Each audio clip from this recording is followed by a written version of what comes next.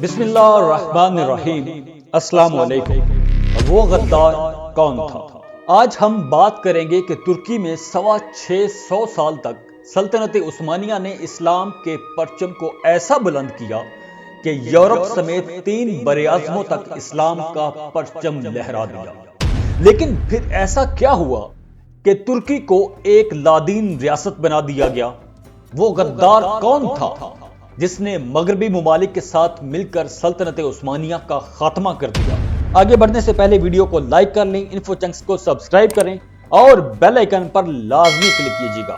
ترکی کی جدید تاریخ کا آغاز اس وقت ہوا جب سلطنت عثمانیہ ٹوٹنا شروع ہوئی تھی۔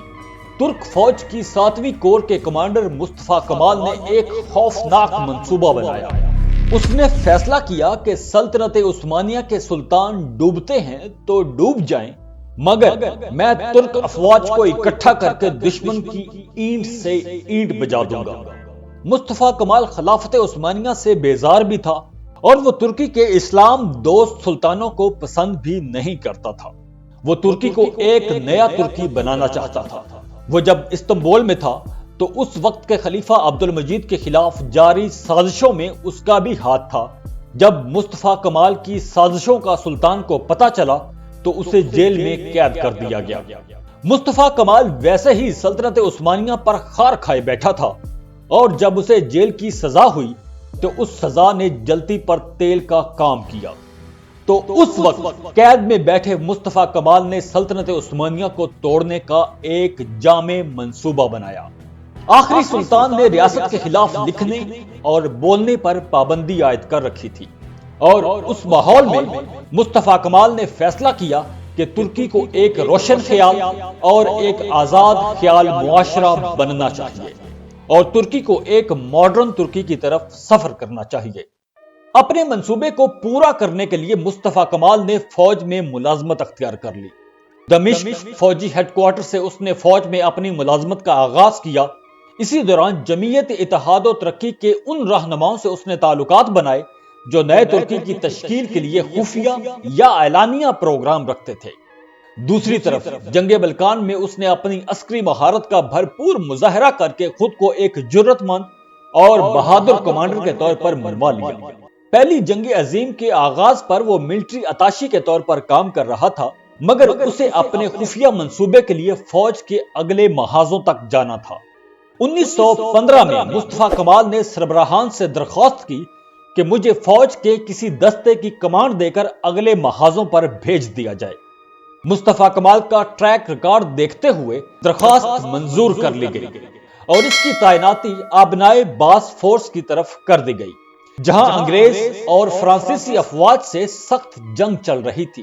اسی سال یعنی 1915 کے وسط میں چند ماہ کی مدت میں مصطفیٰ کمال نے فرانسیسی افواج کو شکست دے دی اور آبنائے باس فورس کا دفاع ناقابل تسخیر ہو گیا۔ اس ناقابل یقین فتح کے بعد مصطفیٰ کمال کا راستہ روکنا مشکل ہی نہیں، ناممکن بھی ہو گیا۔ اب وہ اپنے مقصد کے بہت قریب تھا۔ اس کی ترقی کی رفتار تیز سے تیز تر ہو گئی۔ فرانسیسی افواج کو شکست دینے کے بعد مصطفیٰ کمال کو جنرل رینک پر پروموٹ کر دیا گیا۔ اپنی پروموشن کے پہلے ہی سال اس نے روسی افواج کو شکست دے کر ترکی کا مقبوضہ علاقہ بھی آزاد کروا لیا۔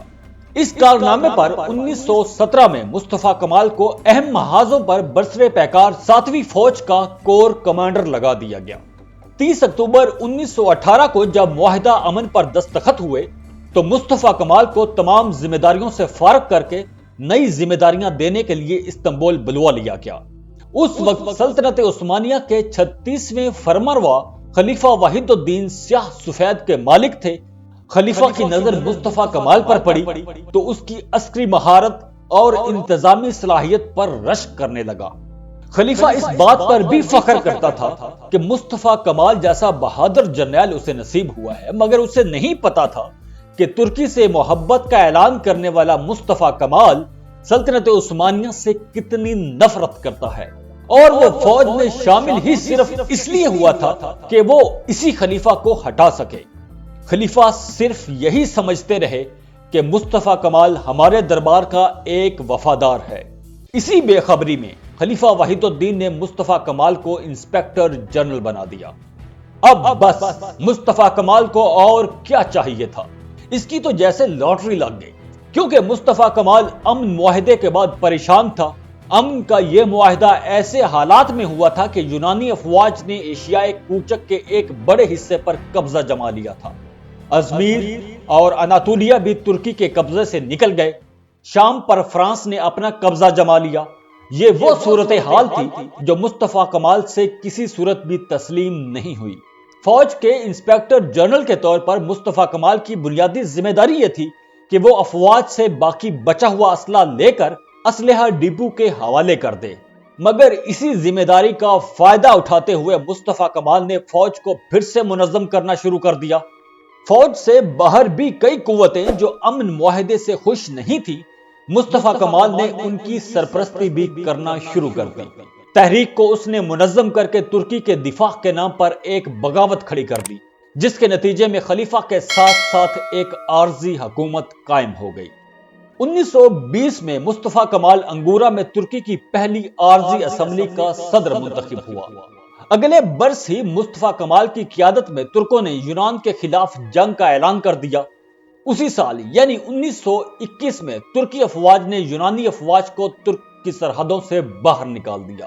1923 میں اتاترک نے خلافت کے خاتمے کا اعلان کرتے ہوئے ترکی کو باقاعدہ جمہوری ریاست ڈکلیئر کر دیا، اور یوں مصطفیٰ کمال اپنے مقصد میں کامیاب ہو گیا، اور ترکی کا پہلا صدر بھی خود مصطفیٰ کمال اتاترک ہی منتخب ہوا۔ اقتدار میں آتے ہی مصطفیٰ کمال اتاترک کے اندر کا اصل انسان نکل کر باہر آ گیا، اور اس نے سلطنت عثمانیہ کے خلیفوں سے اگلے پچھلے سارے حساب چکانے شروع کر دیے۔ اس نے ایسی اصلاحات کی جنہوں نے پلک چھپکتے ہی سلطنت عثمانیہ کو جدید ترکی بنا دیا، مگر اس جدید ترکی کے نام پر مادر پدر آزاد معاشرہ تشکیل دینے کے سوا کچھ نہیں تھا۔ فرسٹریشن انتہا پر تھی۔ سینے میں جو لاوا برسوں سے پک رہا تھا وہ ابل کر باہر آیا، جس نے تباہی مچانے کے سوا کچھ نہیں کیا۔ مساجد اور مدارس پر پابندی لگا دی گئی، جدید تعلیمی ادارے قائم کرنے کا حکم جاری کر دیا گیا، عربی زبان میں آذان اور نماز پر پابندی عائد کر دی گئی، حج اور عمرے کو سرکاری طور پر ممنوع قرار دے دیا گیا، حجاب پر پابندی عائد کر دی گئی، داڑھی رکھنا قابل دست اندازی پولیس جرائم قرار دے دیے گئے۔ مصطفیٰ کمال نے مذہبی امور کا ایک محکمہ بھی قائم کر دیا، مگر اس محکمے کا کام یہ تھا کہ مذہب پسند لوگوں کی کڑی نگرانی کرے۔ اس محکمے کے تحت اتاترک نے ترکی کی انشا پردازوں کی ایک کمیٹی تشکیل دی۔ کمیٹی کو یہ ذمہ داری سونپی گئی کہ وہ ترکی زبان میں شامل ہو جانے والے عربی الفاظ کو ختم کر کے نہ صرف اس کا ترکی متبادل پیش کرے بلکہ اس کو ہر صورت میں رائج بھی کرے۔ مسلمان اگر اذان دینا چاہتے ہیں تو ان کے لیے اذان کے عربی الفاظ کی جگہ ترکی کے الفاظ منتخب کیے جائیں۔ سچ یہ ہے کہ مذہب اسلام کو ترکی کی اجتماعی زندگی سے مکمل طور پر نکال دیا گیا۔ ہاں، البتہ انفرادی زندگی میں اتنی چھوٹ دے دی گئی جتنی کہ مصطفیٰ کمال کی طبیعت برداشت کر سکتی تھی۔ مصطفیٰ کمال اتاترک ذہین، چالاک اور اعلیٰ درجے کا شاطر آرگنائزر تھا، مگر جذبات اگر غالب آ جائیں تو بڑے بڑے شہ سوار بھی اپنے ہی ہاتھوں اپنی ہی عقل کا خون کر دیتے ہیں۔ یہی اتاترک کے ساتھ ہوا۔ اسلام دشمنی کا غصہ اس نے ترکی کے مسلمانوں پر نکالا، اور اس نے اسلامی احکامات، اسلامی قوانین تک کو نہ بخشا۔ مصطفیٰ کمال نے ہر اس نشان کو مٹا دیا جس میں اسلام کی ذرا سی بھی جھلک تھی۔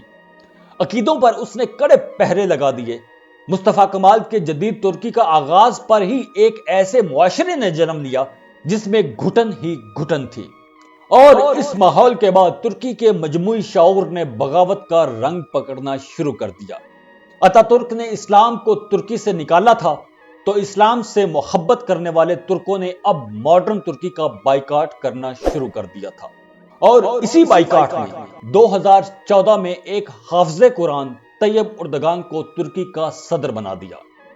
جاتے جاتے ویڈیو کو لائک ضرور کر لیں، انفو چنکس کو سبسکرائب کیجیے اور بیل آئیکن پر لازمی کلک کر لیں۔